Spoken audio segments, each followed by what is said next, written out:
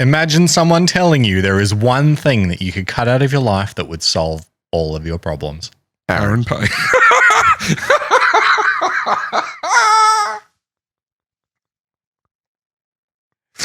Oh, man, you ran head first, like eyes closed, arms behind your back, Naruto style into that. Sorry. We are wrong. It's not Aaron.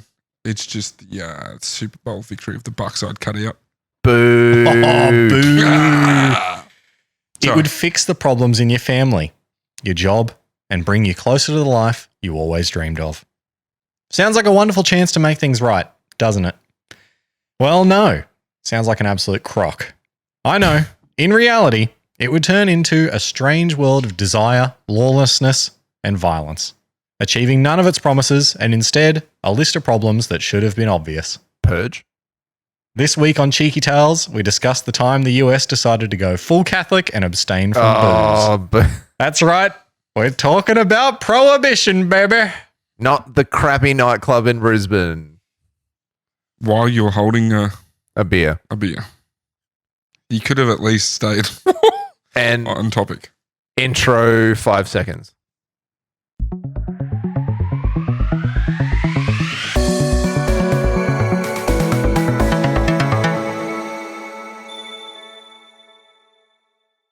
Yeah, we're good. It's funny when you look at the camera for that. It's amazing because I just cut that section out. Like, so we all just sit here in silence for no reason. Yeah, no, but that's good. Yeah. It's Prohibition, baby. Also, it's the Tampa Bay Day. Sean and I wearing jerseys. Got a footy. John hates the Bucks. Everything's right in the world. It's just sad because John's an honorary Bucks fan. Yeah, he is. Now that he's... Well, if you would have told me, I would have brought my Bucks jersey. I did. I said it in the group chat. I said, wear your jerseys. He did say that. Damn it. John ignores all requests. Yeah. No, it's... Hello, wide angle. Hello. Yes. Hello. Room shot. Forgot we have the extra camera. Because somebody's camera couldn't stand a single episode. This is our contingency plan. No, we always wanted to have the wide shot. Yeah. It just became very, very necessary when I had to put in 30 photos of John last episode. Yeah. This is an experimental wide shot position. I don't have a tripod for that GoPro. Sitting on a speaker With a battery pack plugged into it. No. Just play the bassiest song we've got. Pass. But yeah, we'll see if this wide angle is pretty good. We had to move John's tripod because it was just aggressively in the middle of the frame. John's got an up the nose shot now. Yeah. At some stage, we'll build a set. In Aaron's living room. Yeah. Sure. I'm going to live in a set. Just drop it down from the ceiling. Put it in the shed. We could do it in the shed. Imagine how gross that would be in summer, though. It'd be all right. Why is it so high? It's only for a small window of time. It'd be all right. Do it in the evening. You can just put aircon in it. That does also immediately remove the option to record during the day, but... Yeah, we'll work something out. Do it in the office. It doesn't need to be a full set for 3 people. It doesn't need to be on air discussion. It just needs to be 2 people next to each other with the set behind them. And then, because I'm the producer anyway, I'm off. Very tight angle shot on your face. Yeah, I'm off camera. I'll just put a neutral background for myself. Anyway, the reason we're wearing all our Bucks gear is because it's week 2 of the playoffs. Week 1 will have just ended. Maybe the Bucks are there still. Who knows? The Bucks should have made the playoffs. I don't know why you're doing this because it did not end very well for us last time we did this. That's right. With the all Brisbane teams lost that weekend. Yeah. Here's the following eventualities for this week's podcast. No, we're not doing that. We're going to be positive. Bucks are in the divisional round. Yes. Yeah, the Bucks should be in the divisional round. There's 99.5% chance. So they have to win, as of recording, they have to win the Saints game or the Panthers game. Yep. And they'll be in the playoffs. And then it's wild card round. So wild card round, as of recording, will be yesterday. Yeah. Well, so the Bucks might still be there. Well, they shouldn't have had to play in the wild card round. They should just be playing if they win the division. No, they'll still be wild card round. Still be wild card only? Yeah. You don't think only one team gets a week off. Yeah. Anyway, the Bucks may or may not be in the playoffs, may or may not have just lost or won a playoff game. Tampa Bay, baby. Tampa Bay all the way. Fire those cannons. So if you would like to sponsor the podcast and get us to Tampa Bay to record an episode, hit us up. I want to record in the pirate ship, baby. Just enough sponsorship to get us a new microphone would be nice. My microphone's sucks. Hey man, I'm looking for pie in the sky. Let's get us to Tampa Bay. Squarespace, Manscaped, Blue Apron, HelloFresh, NordVPN, ExpressVPN, coffee, whatever that coffee subscription one is. I don't know. BoozeBud. Good one for this episode. Yeah, BoozeBud's a good one for this episode. We like talking about sponsorship. What's the We're Razor happy one? to, Dollar Shave Club. That's Yeah. Dollar Shave Yeah. Club. Just, I don't know, something like You know, if you want to help us get sponsorship, share us with your friends. If you know somebody that works for a company that's prepared to sponsor YouTube videos that isn't a gambling company, then we'd be all right. That's true. Yeah. I'm crap out of luck. Like no barbering company wants to sponsor. You're wearing a very Ned's colour at the moment too, so. I don't want to talk. Let's move on from Move that. on from that. Anyway, Prohibition Yeah. What does that mean? means you can't have it, Oh, basically. what? That's pretty much, yeah, that's I it. can't have the definition or So thanks for listening, guys. Hit us up on Cheeky Tales Pod on the Prohibition Facebook, Twitter. episode, you're not finding out anything. yeah, that's the whole point. Get into it? America didn't just love guns. Before we get to Prohibition, we've got to understand just how different life was in early America. Drinking alcohol wasn't just a social event back then. It was a full-blown fact of life. Water in early America, and the rest of the world for that matter, wasn't as safe as it is now. But distilled and fermented drinks removed the harmful bacteria, making it much safer to smash a pint of beer than to swig from a Frank Green full of water. Or a Yeti. Oh, there's a Yeah, sponsorship. thank you. There's a sponsorship avenue. Yeti, Frank Green. We know you got the money. I can't believe a drink could be this cold or hot. I never realized my amino acids could be so high or Or so so low. People would drink at breakfast time. Farmers would take beer and whiskey with them into the fields. People were expected to be drinking at work. And when it was time for dinner, it was another round of drinks, followed by one final shot before bed. In 1790, the average American would drink 21.9 litres or 5.8 gallons of pure alcohol a year. So wouldn't everyone just be dehydrated then? Alcohol dehydrates you. Yes. Yeah. Okay. It doesn't make sense, does it? No. But it's across the world. People used to drink a lot more than they do now.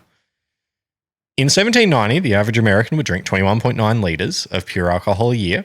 And in 1830, it had risen to 26.9 or 7.1 gallons per year. To put that in perspective, the average American today drinks 8.7 litres or 2.3 gallons a year. And that's pure alcohol. That's not booze like a beer. The first ships to land Europeans in America had beer on them. George Washington had a still in his home that he used to make whiskey for his troops. Doctors would often prescribe whiskey as a treatment. Being drunk was still considered bad, a bit sad on a normal day, but at events like barn raisings, weddings, and public hangings, it was a chance to get blasted and hang out with your buddies. Barn raisings, Mhm. weddings, understandably, hangings. Public hanging. Public hangings. Mm. I feel like the barn raising would be the funnest. Yeah, definitely not the hanging. Yeah, it's less fun. Depends on what side of the rope you're on. But Yeah. Oh, good one. Well, who didn't like it then? While there was a ton of booze being guzzled. What? oh, just pun. We haven't done a pun for a while. Yeah, we kind of let that slide, didn't we? What? Nothing. I was trying to think of a pun on let that slide. Let it slide down the bar like a drink. No. Mm. We let it go a bit flat. Oh, Oh. that's good. That's a beverage That's pun. good. Can't do that with our beer. Sean and I made a beer. It's really overcarbonated. It's really overcarbonated. What are we going to do about that? I don't know. Just literally leave it as long as we can and hope that it calms down. I was going to say, lament me with this libation. I don't know. All right, you tried. Lament me with this libation of this liquor story, boy. Okay, you got there in the end. Landed it. While there was a ton of booze being guzzled, there was still parts of the country that didn't particularly love the amount of drinking going on. Obviously, there was a religious group. The Midwest. Yeah, pretty much. That saw drunkenness as a slight on God, but more importantly, were the people being directly influenced by their families drinking. Wives and mothers. Being a different time, Okay, so it's just the men drinking constantly. yeah. Being a different time, women were still mostly homemakers and would frequently find themselves stuck at home, broke, because their husbands were out at the saloon all the time, drinking away their paychecks and avoiding responsibility at home. Men would often end up in fights, getting injured and further limiting their ability to make money. The first organised movement towards prohibition was founded in 1826. What are you doing? Just listening. I'm listening to you. That's what I'm doing. He's putting his Cheeky Tails pen in his pocket. Where you can't see the logo. Yeah, shut up. The first organised movement towards prohibition was founded in 1826, known as the American Temperance Society, which grew to 1.25 million members within 10 years. The society would have a membership of up to 60% women. What year was this? 1826. I'm just trying to think of what the population of America would be in 1826. Lucky we got a producer. Sorry. Whoa. I was down the rabbit hole of prohibition in countries worldwide. What was the question? The question was the population of of the America US. of the US in 1826, because it was that movement had what 1.25 million. 1.25 million members. I was just trying And up to 60% of the membership was women who would pledge to no longer drink distilled beverages, though would still be free to drink wine and beer. 1920 US resident population was 9,638,453. We want 1820. Sorry, 9 million Yes, 9 million. in 1920. 1820. Oh, thank you. Oh, okay. So that's close enough. moving forward. Just over 10%, 15% Yeah. of the population had joined up. Cool. Okay. I was just trying to work that out. That's actually huge. Sean if did you say think about it. 1920 though. Just No, He I said did, didn't he? 1820. he said 1920. You definitely said 1920. It's definitely recorded, and you definitely said 1920. Play it back. That's why Aaron stopped you, because he's like 1920, 9 million. What? So in 1820 they had 9 million, and in 1920 they had 106 million. Okay. That makes more sense. That's That's a lot of like growth. 100 million people in 100 years. Yeah. That's ridiculous. That's a million people a year.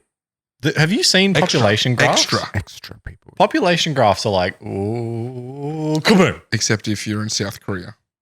Yeah, well, because it went kaboom and now it's flat. Nope. Oh, it's going down. It's yeah. going down. I was listening to something the other day. They were talking about within two generations, it's like 90% of the population is going to go if their birth rates continue at what it is. So that's like 90% would be like Australia would go to 4 million. 4 million people Hmm. in 2 generations, which is what, 60 years?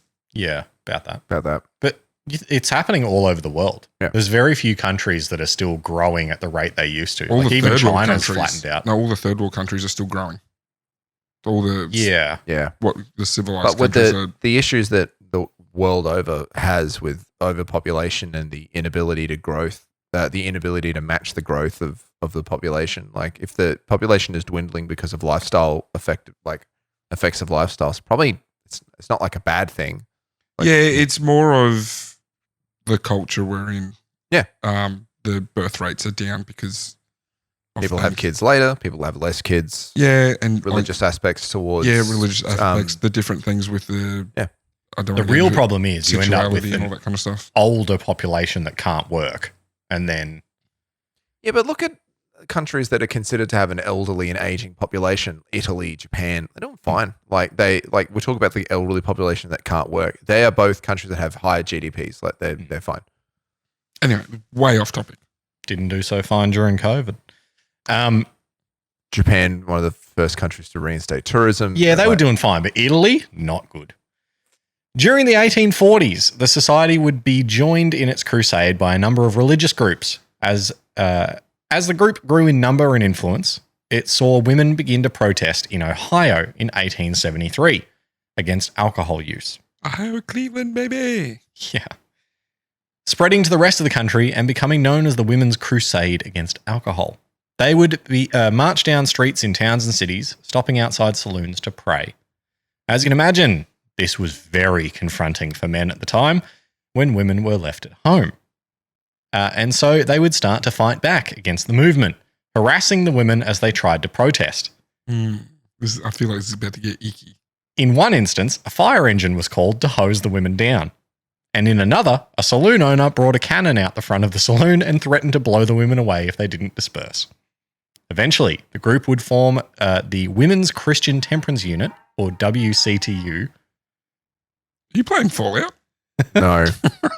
I don't want to set the world on fire. It's a song called Save a Little Dram for me. Eventually, the group would form the Women's Christian Temperance Union, or WCTU, Yep.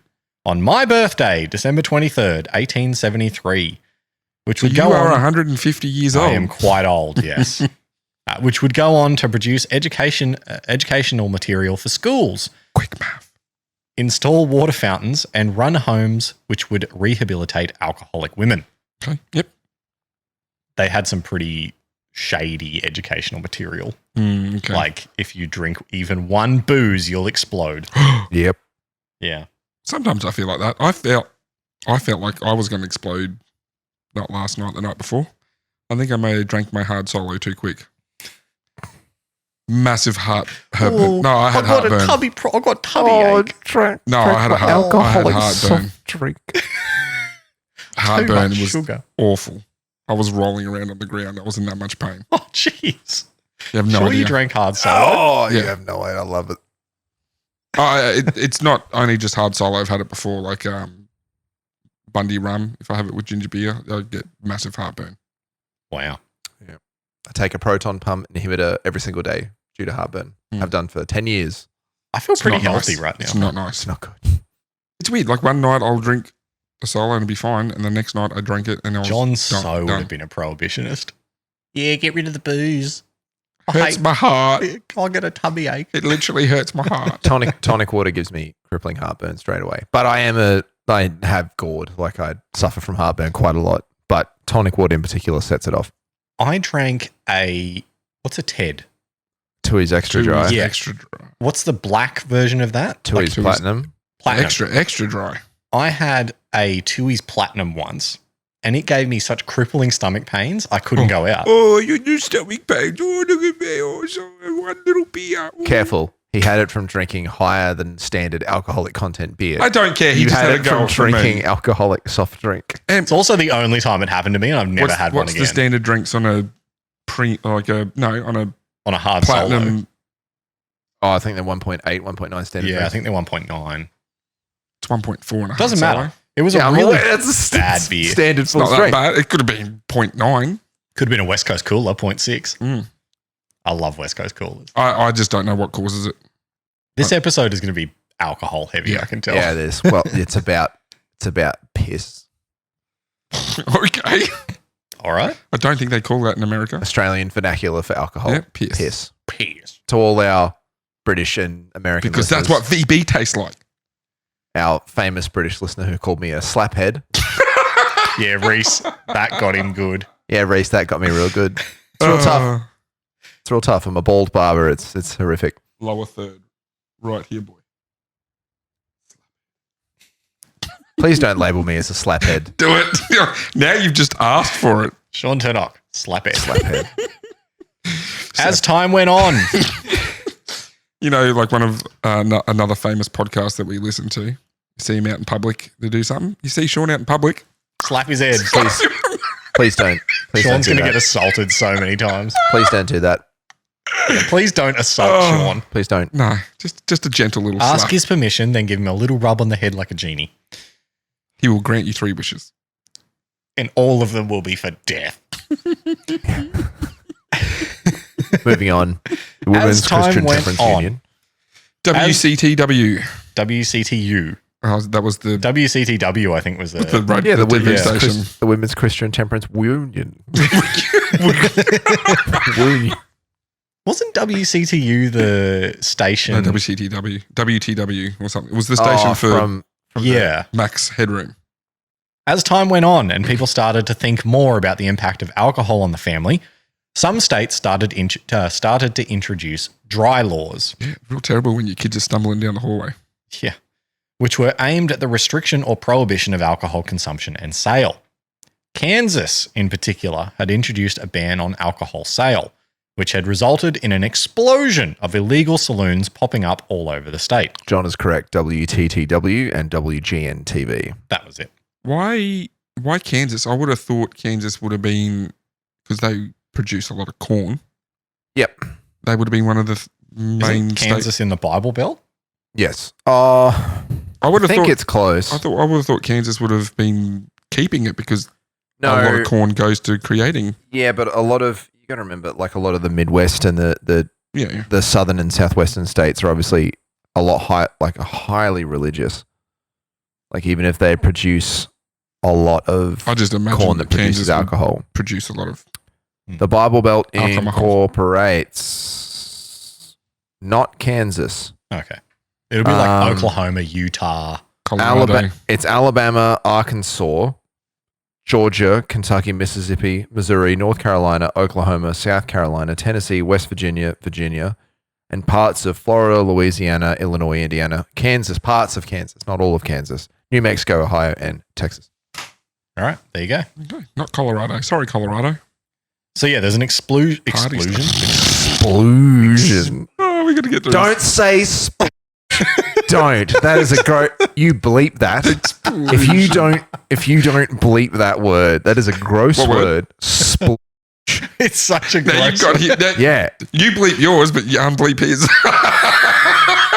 Make sure you bleep that in edit because it's Sure. a gross word. Explosion. So there was an explosion of illegal saloons. He just said it again. I said explosion. Oh. The police, probably happy to have a drink, were doing very little to stop this, with laws failing to be enforced all over the state. This left temperance fighters to do their own dirty work, and one woman named Kerry Nation would go further than anyone else. This is where moonshining come from. People doing Yes. moonshining. Yes. Okay. Kerry Nation was a sweet lady, roughly 54 years old, who felt a calling to serve the temperance movement. After a heavenly vision told her to go to Kiowa and smash, or Kiowa, I don't know, and Kiowa. smash, Kiowa, that's it, Thank you. And smash. and Bacardi. smash, she picked up a bunch of rocks and a hatchet and took to smashing 3 saloons to pieces in the city of Kiowa. Kiowa.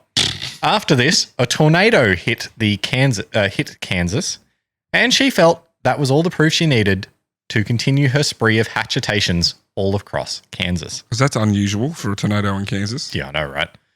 She would go on to Dorothy. spend the next 10 years of her life traveling all over the country, smashing up saloons.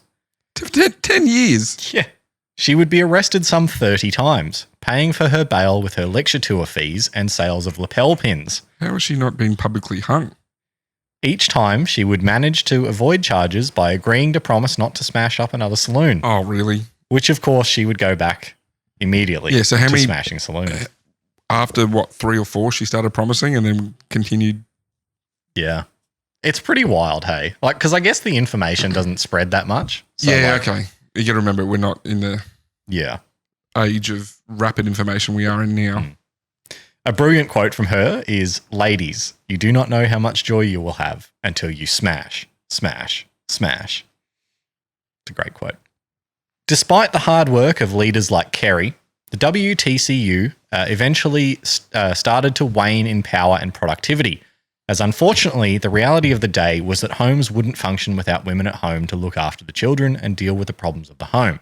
How can the home function when all the women are out smashing saloons? It's true. And so women had to slowly return home to look after their husbands and children.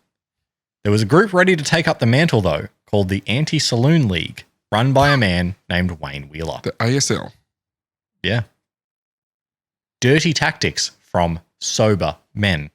The main difference between the WTCU and the Anti-Saloon League was that where the WTCU focused on a range of issues, including child welfare, sanitation, prison reform, women's suffrage, and of course, booze prohibition, the Anti-Saloon League had a singular focus: the ban of alcohol. This allowed them to fully exploit the fears of everyone in the country that had been stoked by the group that ran before. They would use some shady tactics to do so, pitting groups against each other with the catalyst of alcohol. They would find immigrants fresh off the boat who were drinking and say that their drinking and misfortune were caused by the American alcohol culture, and then point at those same immigrants when speaking to American citizens and say that their alcoholism was being imported from overseas and would cause pure Americans to stray from their religious focus. Factory owners were told that the workers were lazy and useless because of their drinking, while the workers were told that the alcohol was used by the factory owners to keep them poor and powerless. The tactic was used to bring opposing political views together with a focus on alcohol being the problem. They also used propaganda in the form of posters around the city describing the cycle of alcoholism starting with a single drink, ending in destitution and suicide. It's pretty heavy stuff. And they're playing both sides of the field. Yeah, it's a great example of how to get opposing views together is you find a catalyst that they both hate. It would all come to a head with the breakout of World War I, though, as the sentiment within America towards Germany going all Dear Maria and hitting an all-time low. I stopped my drink because of that absolutely atrocious joke. That's pretty bad. That's amazing. What do you mean that's bad? For all you tragic reformed emos out there, that's for you. This one's for you. This is where the infamous renaming of sauerkraut to Liberty cabbage and frankfurters to Liberty sausage began. What? Yeah. That was the thing? Yeah. Yeah, during World War I. Wasn't sauerkraut, it was Liberty cabbage. Okay. I've heard of towns being renamed, but not foods. Yeah, no, they renamed basically anything that was German Yeah. to German something sounding. else, yeah. As the majority of the nation's biggest beer brewers and distillers were German, the Anti-Saloon League started to paint drinking alcohol as an anti-American act, and despite the best efforts of the brewers to paint their drinks as healthy and family-friendly, public sentiment quickly turned against them. Family friendly. You can only do it once you're 21, though. Fun for all ages. Yeah, I don't think there was an age limit at that time. Oh, really? There's some great shots of like, Keep going. Can't play that. That's monetized. oh no. Oh. Keep going. Are we just going to leave it on that? No, keep going. Keep telling your story. I'll fix it. Okay. There's some great shots from like advertising from German brewers at the time where there's like, a mother holding her baby and the baby's got a beer, like holding a stein. Mm-hmm. Yeah. As World War I took hold and grain rationing had to be put in place, a temporary prohibition was set to limit grain use. And with that, the stage was set for the last hurdle, taxes. Right. Yep. Big issue. Roughly 40% of the US tax income that would be lost was from the introduction of prohibition. So 40% of taxes came from alcohol. Mm-hmm. But that was of little concern to the Anti-Saloon League, who Sure. simply... Sorry, Sean, can you look up the current tax rate on alcohol in Australia for today? Continue. So just to be clear, it's 40% of all tax income. Yes. Yeah. Yeah. So that was of little concern to the Anti-Saloon League, who simply introduced the idea of a new income tax, which would make up for the lost money. Oh, And so it was so they brought in income tax. dogs. Mm. So if it wasn't for prohibition, we wouldn't have income tax. I'm sure it would have come in eventually. Yeah. And so it was that prohibition was Monopoly did introduced. And so it was that prohibition was introduced as the 18th Amendment in 1913. In 1917, the amendment would pass the House of Representatives with a vast majority of 282 to 128, with ratification of the new amendment being brought in on January 16th, 1919. That's right. This episode release day is the 105th anniversary of the ratification of Prohibition. Mm-hmm. Nice. Ratification meant that legalization would be what? Maybe you need to have a bit of prohibition, boy. Too many beeries. Yeah. Ratification meant that legislation would be brought into effect 1 year later, and so the Volstead Act was introduced on January 17th of 1920, outlawing alcohol production and sale. And that was the end of alcohol and all problems in America. Good night.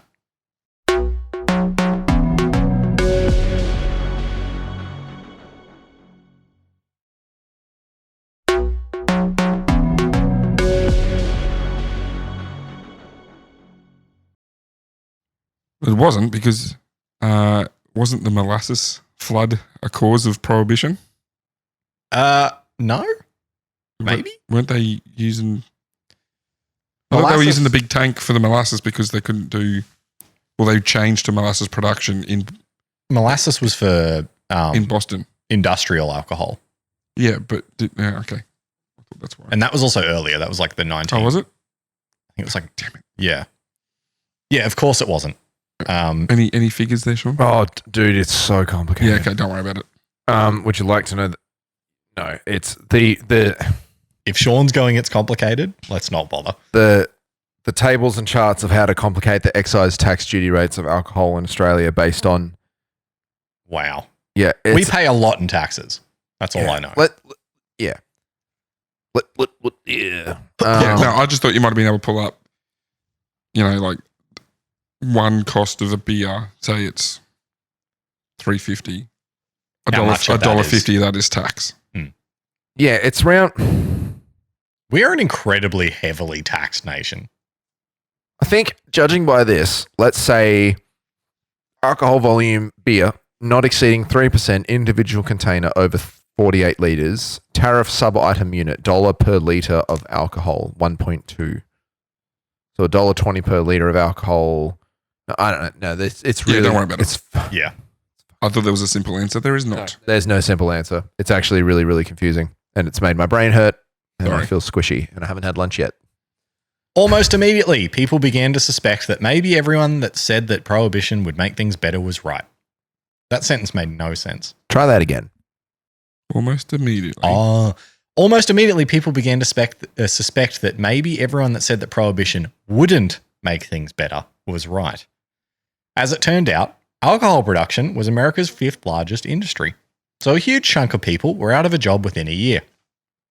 There was also a significant and quick increase in the number of people finding loopholes in and outright breaking the new law. While there was a noticeable decrease in alcohol consumption straight after the law was introduced, alcohol consumption began to rise again almost as quickly afterwards. As it turned out, the Volstead Act would have much stricter laws than people had anticipated, as initially the idea had been to only ban hard liquor such as whiskey. But in the end, it would ban anything with a higher alcohol percentage than 0.5, which would even technically ban Liberty Cabbage. Sauerkraut, for those that don't remember. In terms of loopholes, the first that many people picked up on was that the consumption of alcohol was still completely legal, as was owning liquor that had been purchased before the introduction of the law. This meant that people had stockpiled alcohol in the year before Prohibition was introduced and managed to make it through Prohibition without running out. People were also allowed to make wine at home, with products such as Vine Glow being introduced, which was a block of non-alcoholic dehydrated grape juice that could be dissolved in water and then left to ferment for 28 days in the cupboard to make wine. It actually, they sold a whole bunch of these products and they all had a warning on the back that was like, do not do these exact steps because it will turn it into wine. And then it would list the steps that you had to do. Yeah. Right. So, don't do these. Wink. Yeah. It was also common practice at the time for doctors to prescribe whiskey for treatments, and this would continue to be allowed. So doctors were raking it in, prescribing patients for a sudden influx of disease. This is the first medical marijuana. Yeah, pretty it's much. medical alcohol, medical whiskey. Yeah. Nice. Religious practices involving alcohol were also still allowed. So communion. Yep. And so orders for communion wine skyrocketed as churches were all of a sudden very popular, as were the deals going on after church to buy communion wine. Reverend Smith, I need my communion. Give me my communion. There's stories rabbis were also allowed to have wine. So there was just this explosion of rabbis all over the place. Yeah, right. Yeah. You got any more of that communion there? I just want to do communion, man. Give me the blood of Christ. Don't worry about the body. Just give me the blood. Yeah. I don't need any of that body to soak it up. The government of the day was against large government spending as well. So there wasn't really much enforcement of the law going on. The Bureau of Prohibition only had 1,500 agents to cover the whole country. And the Coast Guard wasn't strengthened to block ocean borders either. It still seems a lot, 1,500. Yeah, but you think the size of the US? I know, I get that, but it's still a large number. And there was 100 and something million people? Yeah, it's a lot of 9 people. million. 106 million. I think it was something like 60,000 yeah. people per agent. Yeah, so the Coast Guard wasn't given any more money either. And don't forget the giant Canadian and Mexican land borders as well. As you can imagine, gangs would start to work out how to bring booze in from outside the country. and some industrious individuals would start to work out how to make their own at home. Moonshine. Boom. Yeah, baby. Dukes of Hazzard. Starting on the home front, homemade stills started popping up all over the country. People would have them hidden in their basements, garages, caves in the mountains, workplaces, and more. Some of those caught would even turn out to be Prohibition-supporting politicians. No surprises there. Knowing this was going on, the government began adding toxins to industrial alcohol that would make them taste awful or be poisonous. Bootleggers would start hiring chemists to remove the toxins, to which the government would respond by adding more dangerous chemicals. Obviously, they weren't always removed, and as either the chemists failed or home brewers would fail to recognise the danger, and it's estimated up to 10,000 people died drinking these toxins during Prohibition. Wow. Yeah. I did not know that. Yeah. Yeah. Government deaths. 10,000. There's a lot of people that are like, the government should have taken responsibility for that. Oh, yeah. Yeah, Absolutely. sure. Yeah. Another side effect of the bootleggers' efforts to make booze and smuggle it was the mods that began finding their way into cars and trucks to make them faster. As bootleggers started needing to outrun the agents trying to catch them, they would modify their cars to either hide the alcohol they were running or make them fast enough that they couldn't be caught. This was particularly popular in the southern and central states and eventually led to the introduction of NASCAR. I just want to go fast. I want to go fast. I don't. Oh, really? Is that quite what know NASCAR to- started Yeah, that's from? what NASCAR started from. With Yeah. the stock car scene developing out of the bootleggers scene in the years to Is that come. why it's called Yeah. a stock car? Because it used to carry stock alcohol. No, No, because it was because the supposed cars to were- look stock. It looked stock, yeah. Ah. They were fundamentally stock. They weren't race cars. They were stock cars that had modifications made to them based on the originality of the vehicle. So that's like rum running. Yeah, It right. was in- That's- yeah. yeah. So once Prohibition was repealed, they were like, well, we've got these freaking sick cars. So Yeah, let's let's make start them go racing around. them. So, Yeah. yeah. Yeah, so they went. I think Daytona Beach was the first one. They ran them around Daytona Beach on a course. Oh, this is what I've learned out of this episode. That's cool. Yeah, that's NASCAR owes its roots and why it's still Yeah, so popular to in the Prohibition. southern states to Prohibition. Wow. On the gang side, things were heating up like a mulled wine. One of the earliest efforts was to create Rum Row. That was good. Shut up. A line of ships sitting just outside the US ocean border in international waters, where imported alcohol would be sold and shipped back into the US.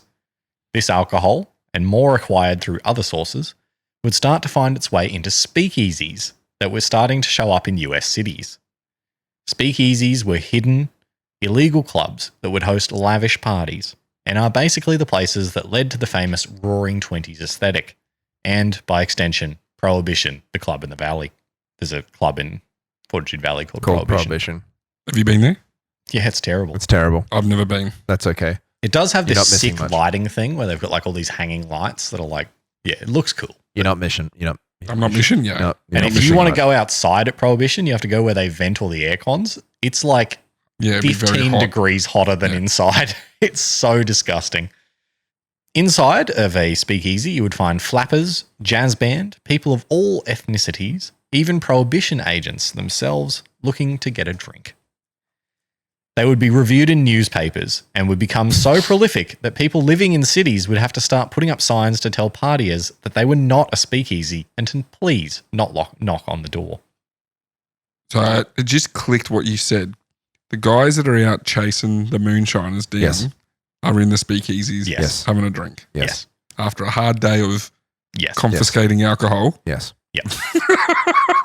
There's Oh, stories America. of You just never change. like the presidents would have alcohol, you know, like the president of the US would have alcohol stored in, The White House. Yep. Which at this period of time was changed to the Rum House. It was officially known as the Rum the House. White Rum House. Yeah, the White Rum House. Yeah. Yeah. Bacardi Malibu Rum House. Mansion. Bacardi Mansion, baby. Bacardi Mansion. That's where the first lady lived, Bacardi Yes. Mansion. One of the most interesting cases of organized bootlegging was George Remus, a former criminal lawyer who became a bootlegger. He saw countless wealthy clients get off their charges for bootlegging and wanted to get in on the action. His plan was based on the millions of gallons of whiskey that was distilled before the war that could only be sold to medical companies. So he would set up a front, a drug business, to buy the whiskey, and then another front, a delivery company, to transport the whiskey, and then send his own men to steal the whiskey, then selling it on to speakeasies and other clubs. So he set up a fake company to buy the booze, and then a company to deliver the booze to his drug companies, and then other men would show up and be like, hey, stick him up, pal, give us the whiskey. And he'd be like, oh, no, please don't shoot me. Yeah. And then sell it to speakeasies.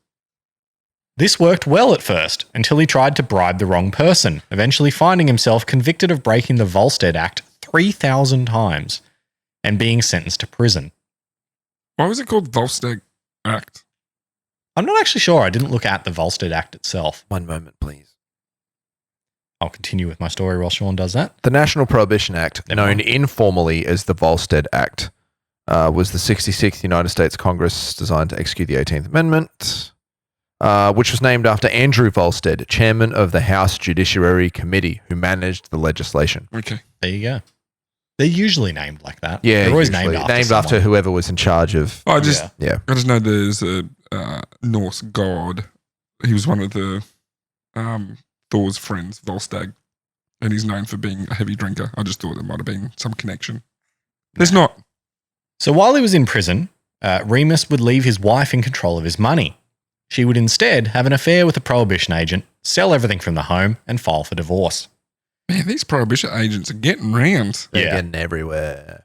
When Remus got out of prison, he would see his wife in a cab with her new lover, chase her down, run her off the road, and then shoot her in the street. We've had this before. The damn 30s.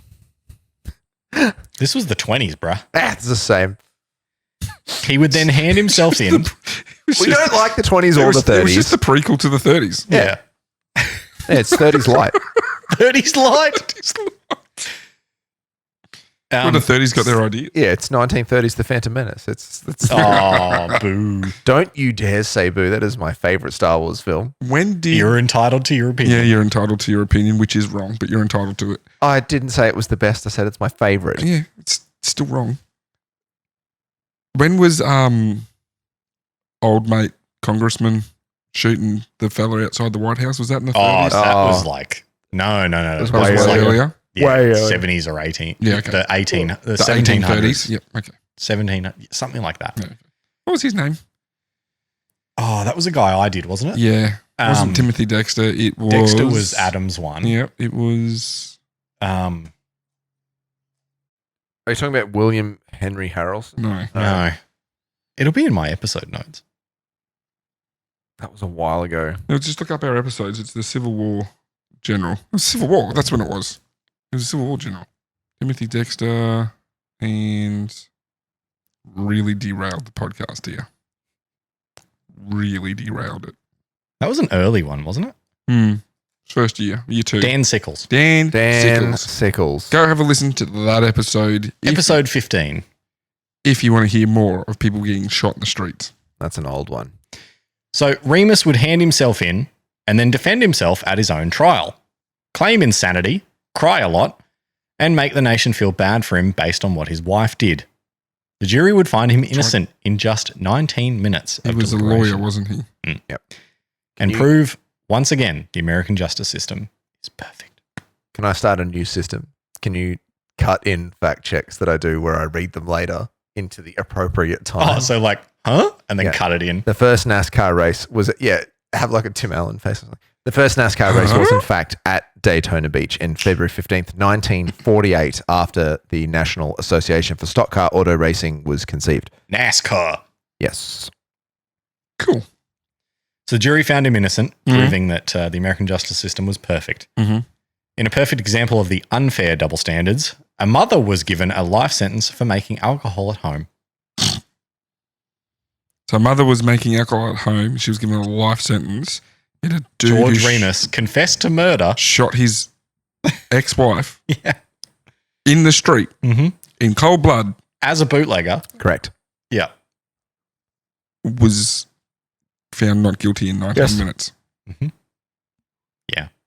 Perhaps the most famous of all the illegal gangs that started to develop were the mobsters in Your episodes Chicago. make me angry. Yeah, I know. I know.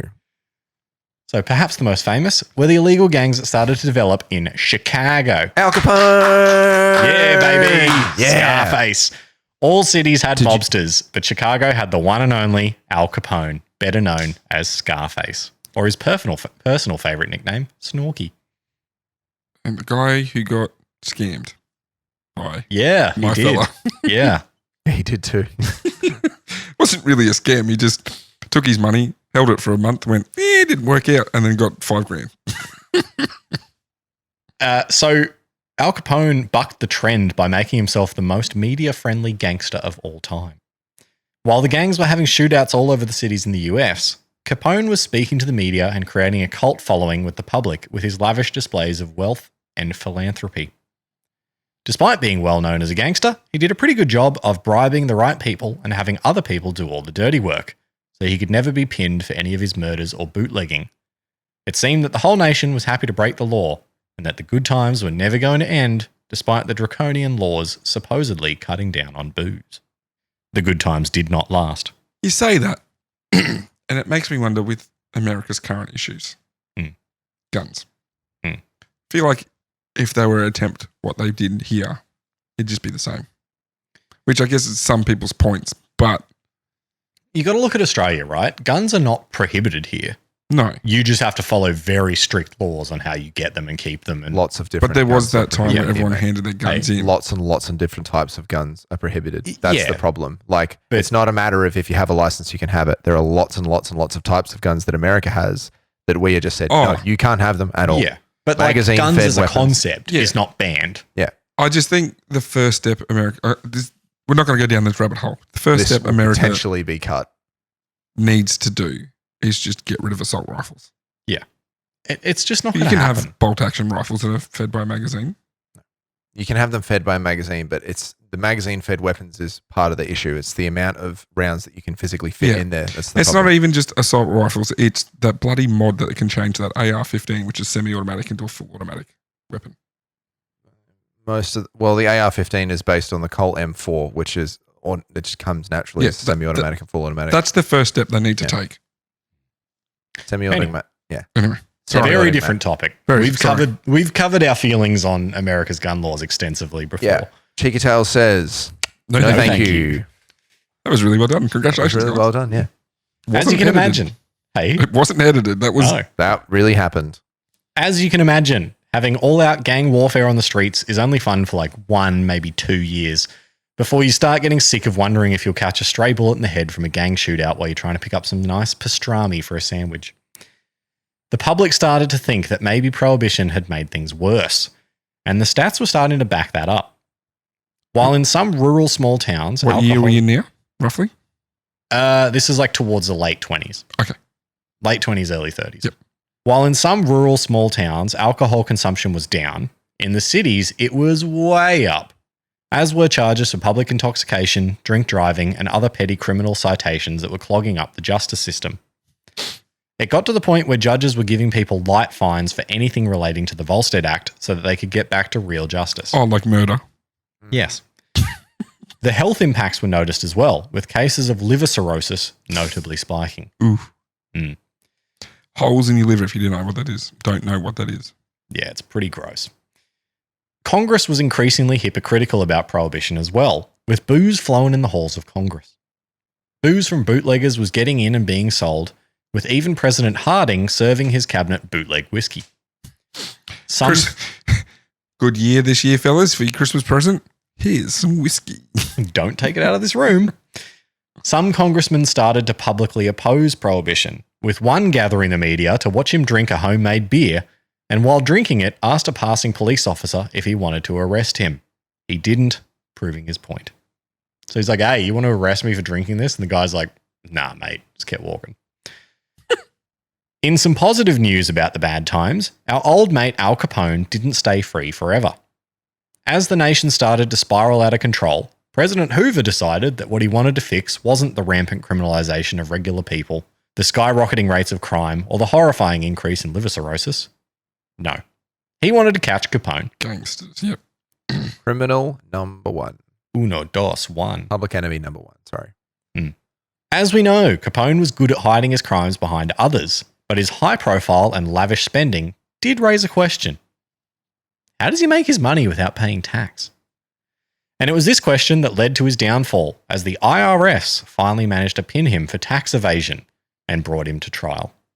So, like, he had all this money, but he wasn't paying any tax. So they're like, jail. That's a problem. Yeah. During the trial, he was pretty calm, laughing with his attorneys, and generally acting like a man that had nothing to worry about. That was because he had threatened the jury's families, which eventually the judge cottoned on to. Classic gangster move. Yeah. And the judge swapped out the jury for a new one at the last minute that hadn't been scared shitless. Capone was found guilty and given the longest sentence ever for tax evasion, 11 years. He would eventually die in prison after 8 years from complications from syphilis. I wonder what that reunion would have been like with my your mate. And Al Capone. Because he was in Alcatraz. Wonder if they were there at the same time. As public opinion around Prohibition started to change towards why the hell are we doing this, a new player appeared on the scene, Pauline Sabin, who was an influential, very rich Republican politician supporter. She had a secret wine room in her house, so she was clearly anti-prohibition. Secret wine. Oh, I'd love a bit of secret wine. Just imagine having a secret wine cellar. She would found the Women's Organization for National Prohibition Reform, which WONPR. WONPR. Okay, WNPR. That sounds like a radio station. Wouldn't Welcome to WONPR. I stuffed that up. Playing all the greatest hits, which would quickly gain 5 times as many supporters as the WCTU had at its peak. She would give speeches on the steps of Congress, but still, President Hoover wouldn't budge. Get him drunk. Yeah. Well, actually, it sounds like he was one that wouldn't. 2 events would categorically spell the end for Prohibition, though, with the first being the Valentine's Day Massacre.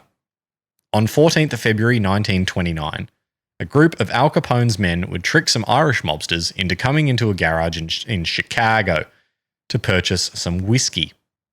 What they actually did was line them up against the wall of the garage and shoot them in the head. The public felt that a line had been crossed, and they blamed Prohibition for building the environment that led to the gangs. How many people are we talking about? I think it was like 10 people or something. Sorry, the Valentine's Day Massacre. What we're saying, how many people? Yeah. Despite being as far at home, the massacre attempted to eliminate Bugs Moran and the head of the Northside gang. The motivation for the plan. Moran was the last survivor. The motto that's going to happen. The St. Valentine's Day Massacre was the murder of 7 members and associates of Chicago's Northside gang that occurred on St. Valentine's Day in 1929. The men were gathered at a Lincoln Park, Chicago garage on the morning of February 14th, 1929. What? Under the ruse of buying whiskey? Murders resulted from the competition and control of organised crime by the city during the Prohibition between the largely Irish Northsiders, headed by George Bugs Moran, and the largely Italian Chicago outfit rivals led by Al Capone. Lincoln Park, for those that don't know anything about Chicago, is north of it's north of the main city. Yeah, I was confused. It's north of the main city of Chicago, and it runs sort of parallel to the Great Lake that Chicago was pushed on, and it's next to a suburb called Old Town, which is a very unique suburb of Chicago. It's not a grid, it's a triangle, because it survived the Great Chicago Fire when they rebuilt the city. It didn't survive, but it was in pretty good nick. I stayed at a hotel across from Lincoln Park, and I would go walking through it when I was in Chicago. It's a really cool place. Yeah, I want to visit Chicago. Really cool place. Really cool place. Did you have fun in the end? You didn't go numb at all? Did you find somewhere you belonged? You didn't faint? Yeah, we're going to walk out. I think he's about to come to life, right? No, he's gone to the bathroom. Let's continue, boy. Yes, please. Let's continue. Just leave Sean's chair empty. Yep. Actually, I'm really close to the end. I probably shouldn't. No, do it. It's funny. I'll talk loud enough so you can hear. Nah, stuff him. The final and possibly most influential hit to Prohibition came in late 1929, when the stock market crashed and the US entered the Great Depression. Money. 15 million people lost their jobs overnight, and half the banks in the country failed. This put Prohibition into perspective, as enforcing the law was costing the country millions at a time when it needed cash more than anything. People started to argue that repealing Prohibition would create jobs and bring in tax revenue. Mm-hmm. President Hoover couldn't read the room and continued to back Prohibition despite all the evidence. And so when Franklin Roosevelt campaigned that he would remove Prohibition, Hoover would lose the 1932 election in an absolute I landslide. was going to say that'd be a landslide, wouldn't it? Yeah, paving the way for an almost immediate end to Prohibition. First would come the Beer Permit Act of 1933, followed by the ratification of the 21st Amendment in 1933 that officially repealed Prohibition. It's still like 4 years later. That's still a long time. It's 13 years after Prohibition started. Yeah, I didn't realize it lasted that long. I thought it was like a year or two and then it was No. over. That's why they call it a period, because it was 13 years. Yes. You didn't get a paper cut on the toilet paper while you're in there? That was good. The country went into one massive party and an estimated 500,000 jobs were created as the industry reignited across the country. After effects. It's tough to understate the effects that Prohibition had on the US. That would have been points of authority, right? Yes. Well, for this, yeah, sure. Obviously, the culture around drinking had shifted, with an overall reduction in alcohol consumption over time over the next few decades. The culture had shifted in other ways as well, as during the speakeasy era, people of different genders and cultures had started to mingle in ways that they hadn't been allowed to before, leading to a shift in demographics interacting. The gangs that formed during the Prohibition era also didn't go away. They just shifted different things, like drugs. Prohibition also never completely left, with some counties in the US still having some form of prohibition to this day. Regardless of its complicated history, I think we can all agree that Prohibition was worth it just to have NASCAR. Yeehaw, cowboy! And the tailgate parties outside of it. Yeah. And that's it. That's Prohibition, baby. If no one is aware of this, do you know where Jack Daniels is made? Tennessee? Yep. Did you know that Tennessee? You can't drink the whiskey Yeah, there, can you can't drink the whiskey where it's made. The county that it's made in is a dry county. Most of Tennessee is dry by default. Local jurisdictions must choose whether to allow alcohol sales in order for liquor to be sold. It's actually like a whole thing. So That would suck if when you've gone there to visit. no, you're okay. If you're not a resident of Tennessee, you can go to the Jack Daniels. Yeah, it's a one moment. Prohibition today is super weird. Yeah. Pretty much the only dry state is Tennessee. The rest of them, there are mixed, like that have mixed counties and mixed local areas. Yeah. But Tennessee is pretty much it in terms of like, okay, this is like, we're done here. It's actually really, really, really interesting. So, legal status. On a state level, Tennessee has imposed stringent requirements to be labeled as Tennessee whiskey for starters. So, to be made and called Tennessee whiskey, it has to be made in what's called the Lincoln County method, which is basically how you make Jack Daniels. So, if you want to call it Tennessee whiskey, you're pretty much making Jack Daniels because the actual system of how it's made is really, really friggin' specific. Moore County, where Jack Daniels, the distillery, is located, is one of the state's many dry counties where it is legal to distill the product within the county, but it is illegal to purchase it there. However, a state law has provided one exception. A distillery may sell one commemorative product regardless of county status. Jack Daniels now sells Gentleman Jack, Jack Daniels Single Barrel, and commemorative El Seasonal Blend at the distillery's White Rabbit bottle shop. There you go. I mean, I guess that's one way to make sure your employees aren't just hammered your own product while they're making it. Yeah. Anyway, that's Prohibition. Was Prohibition. Mm.